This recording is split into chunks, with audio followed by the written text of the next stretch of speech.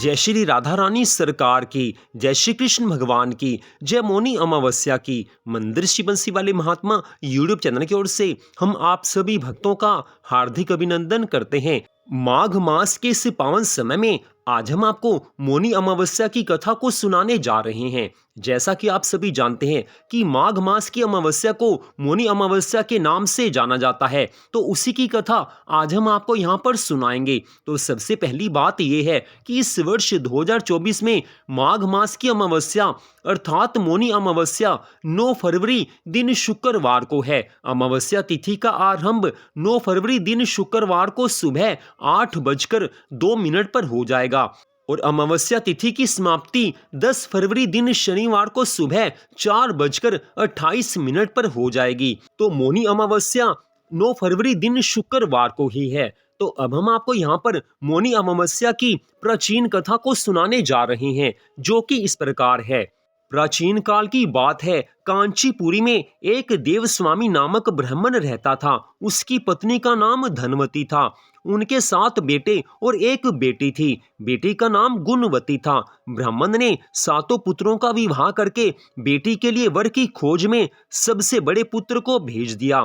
तत्पश्चात किसी पंडित ने पुत्री की जन्म कुंडली देखी और कहा कि सप्तपदी होते होते यह कन्या विधवा हो जाएगी। वैधव्य दोष का निवारण कैसे हो? इस प्रश्न के उत्तर में पंडित ने बताया, सोमा का पूजन करने से वैधव्य दूर होगा। सोमा का परिचय देते हुए उसने बताया, वह धोबिन है, उसका निवास स्थान सिंहल द्वीप है। उसे जैसे तैसे प्रसन्न करो और गुणवती के विवाह से पूर्व उसे यहाँ बुला लो। देवस्वामी का सबसे छोटा लड़का बहन को अपने साथ लेकर सागर के तट पर चला गया। सागर पार करने की चिंता में दोनों भाई बहन एक पेड़ की छाया में बैठ गए। पेड़ की खोल में से गिद्ध के बच्चे इन भाई बहनों के क्रियाकलापों को देखते रहे। सायंकाल के समय उन बच्चों की मां आई तो उन्होंने भोजन नहीं किया। वे मां से बोले, नीचे 2 प्राणी सुबह से भूखे प्यासे बैठे हैं। जब तक वे कुछ नहीं खा लेते तब तक हम भी कुछ नहीं खाएंगे।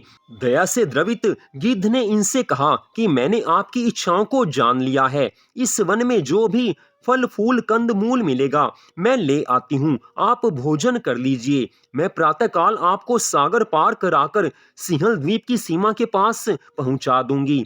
वे गिद्ध माता की सहायता से सोमा के यहाँ जा पहुंचे। उन्होंने सोमा की सेवा करनी शुरू कर दी। वे नित्य प्रति उठकर सोमा का घर झाड़ कर लीप कर देते। प्रातःकाल ही वो सारी सेवा करते। एक दिन सोमा ने अपनी बहुओं से पूछा, हमारे घर को कौन बुहारता, लीपता और पोतता है? सबने कहा, हमारे सिवाय और कौन बाहर से इस काम को करने आएगा? एक दिन रात को सोमा ने रहस्य जानना चाहा।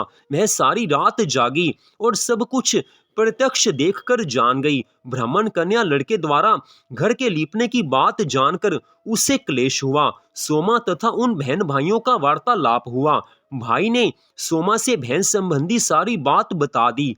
सोमा ने उनकी श्रम साधना तथा सेवा से प्रसन्न होकर उचित समय पर उनके घर पहुंचने का वचन देकर कन्या के वैधव्य दोष निवारण का आश्वासन दे दिया।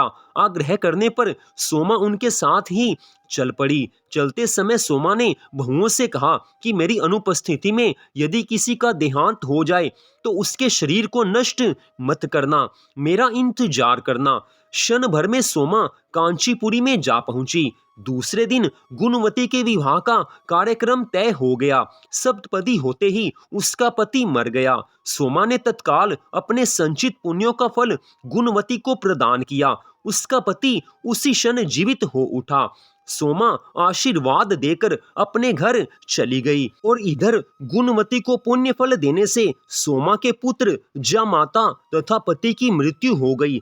सोमा ने पुण्य फल संचित करने के लिए मार्ग में पीपल के वृक्ष की छाया में श्री हरि विष्णु भगवान जी का पूजन करके पीपल के वृक्ष की 108 बार परिक्रमा की है। इसके पूर्ण होने पर उसके परिवार के सभी मृतक जन जीवित हो उठे। निष्काम भाव से सेवा का फल सदा ही मधुर होता है। सोमा ने निष्काम भाव से सेवा की थी, फल स्वरूप उसका पूरा परिवार जीवित हो उठा। इस प्रकार मौनी अमावस्या के दिन किसी पवित्र नदी में स्नान करके विधिवत श्री हरि विष्णु भगवान जी की पूजा अर्चना करने और पीपल के पेड़ की परिक्रमा करने से मनोवांछित फल की प्राप्ति होती है तथा परिवार के सभी सदस्यों पर भगवान का आशीर्वाद सदैव बना रहता है। पीपल के वृक्ष की परिक्रमा 108 बार या 11 बार की जा सकती है। तो इस प्रकार मौनी अमावस्या की कथा का यहीं पर विश्राम होता है। मंदिर श्री बंसी वाले महात्मा यूट्यूब चैनल की ओर से इस कथा को आपने सुना, आप सबका हार्दिक धन्यवाद। भगवान श्री राधा कृष्ण जी की, भगवान श्री लक्ष्मी नारायण जी की, मौनी अमावस्या की, श्री हरि विष्णु भगवान जी की, पीपल देव की अनंत कृपा सदा आप सब पर, आपके परिवार पर बनी रहे। इसी मंगल कामना के साथ जय श्री राधा रानी सरकार की, जय श्री कृष्ण भगवान की, जय मौनी अमावस्या की। जय जय श्री राधे, जय जय श्री राधे, जय जय श्री राधे श्याम।